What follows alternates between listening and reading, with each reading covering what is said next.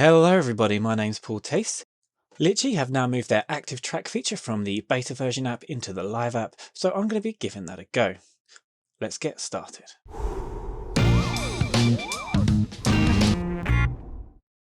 Okay guys, so as I mentioned in the intro, Litchi has now moved its active track from its beta version into its live version. There's a lot of confusion about this before, so this basically means now if you download Litchi from the App Store, you'll have access to the active track feature. At this point, I'd like to mention the fact that it's £21 to download the app, and actually personally, I generally prefer the DJI app. Now in my opinion, there's only two benefits from using the Litchi app, and the first one is that it has active track for the Mavic Mini, and the second is that you can fly using VR.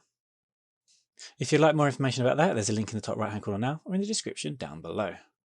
There's also a downside of using Litchi, as it's a third-party app. I don't believe your drone will be insured. And also, it doesn't have the quick shots menu, which for me was quite annoying when I was filming this video. It's also worth pointing out that the Mini 2 is not supported by Litchi yet. Now that's been said, let's test it out. The first thing we're going to do when we've opened the app is click on the FPV icon in the top left hand corner and then go down to track. Once we've done that, we can then use our fingers to pinch on the screen and open up a little box. Now you'll notice here that the camera's tilting up and down, and that's because it's following my finger up and down, and it took a while for it to realise I was trying to draw a box. Once we've done that, we can then hit the little arrow on the man in the top left hand corner, read through the safety notice, and then press I understand. Now when we start to walk, it should follow you. It should follow you. Okay, it's completely lost me. So let's try again with a bigger box from further away and see if this fares any better. And you can see here as I'm walking up, instead of it following me, the box is just getting a bit bigger. And this is another failed attempt. And now this time, when I activate it, it does actually manage to follow me. Now the box is getting a bit bigger, but it's following me down. But having said that, I'm moving out the middle of the screen, so I'm not entirely sure if I'd be happy with this footage.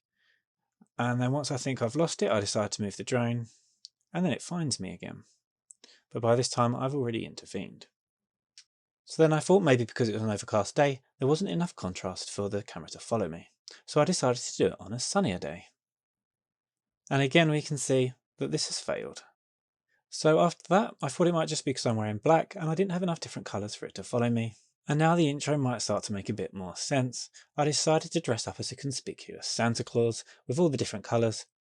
Hopefully this would give it more of a clue to where I am. Now that I look like a little gnome, I can walk around and see if it's going to follow me. And as we can see from this, that it's actually starting to lose me. So I moved back into the middle to see if it could follow me again. And it kind of did for a bit, and then lost me as I started walking out the other way. So I headed up to see if it would follow me away, and it kind of slowly followed.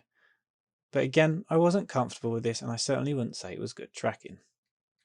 But I decided to try this one last time. I drew the box around me, and then hit the follow button again. So when I started moving this time, for some reason, it did track me a little bit better. Now this might just be because I drew the box tighter around myself, and the silly gnome hat was completely pointless. As you can see, it's still not perfect, but it is following me. As I'm moving around, the box is growing and changing size, and then it goes to orange, which I'm going to assume is a warning. So then I turn back the other way, and again, it's not doing such a bad job at tracking me here either. So here we go, it's time for the speed test, and we can also see how smooth it is as I'm running around. Now, I fully expected when I ran straight towards the drone that it would entirely lose me, and I thought I could outrun the drone. Now despite on the screen having a big orange and red box, it followed me very well, which was incredibly surprising to me. It's also worth noting that the camera seemed to move smoother when I was going faster than when it was moving slowly. So here we can see as I'm moving around, the camera does look a bit janky and it's a bit jittery as it's following me. But it's still doing a fairly good job, and I would consider using this for some YouTube videos for example, but would not consider using it for professional work. There were some other things I'd like to point out. For example, you have to be a certain height above yourself and also a certain distance away for the active track to work. If you try starting it too close or too low, you'll just get a message telling you that it's not going to work. And to correct this, you just need to go back a bit further or go a bit higher. So this does limit the view to make sure you can only really shoot down. Also, you just need to be aware that there's no sensors on the Mavic Mini, so make sure you know what's around you so you keep your drone and everything around you safe. Now, I did think that one of the upsides of wearing a dishevelled Santa hat would be that most people would keep a fair distance from you. Having said that, I did have a man come up to me and just start talking to me randomly about drones. He was there for about 10 minutes and was not at all put off by the fact that I looked like I had just escaped from a mental asylum. Okay guys, so all in all, looking at the Litchi app, it's certainly a bit glitchy and it can be difficult to make it work.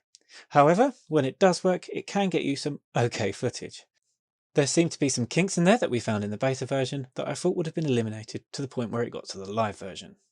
So I believe that's all the information you're going to need to know if you want to decide whether to get this app or not and try out the active track. So that's it for this video. If you found it useful, hitting that like button is a huge help to me as a creator, and I hope to see you in the next one.